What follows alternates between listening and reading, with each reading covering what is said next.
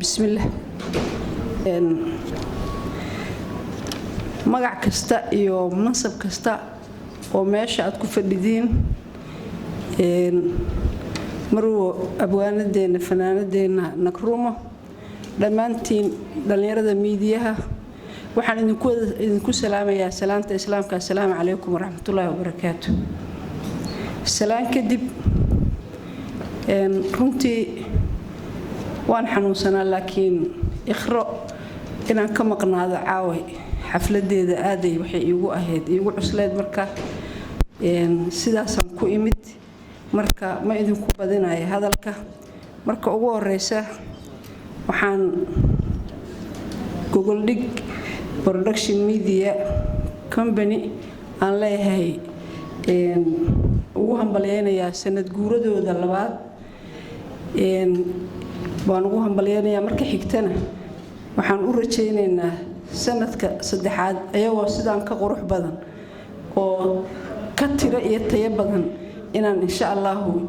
xafladan kala soo qayb galo Ikhra Abdulle waa gabar runtii aniga aad qaali iigu ah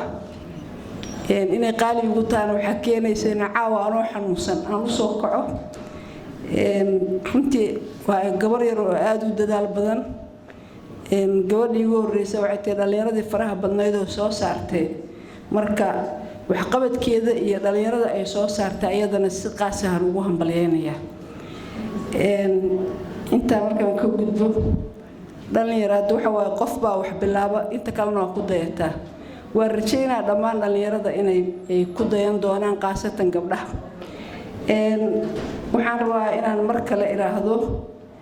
hambalyo Google Dig Media Production Company iyo dhammaan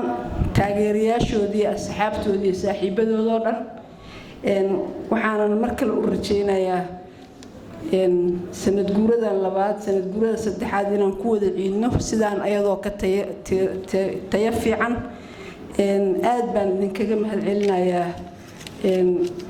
imaatinkii oo sharafta soo sharafteen gabadhayda aniga waa gabadhayda marka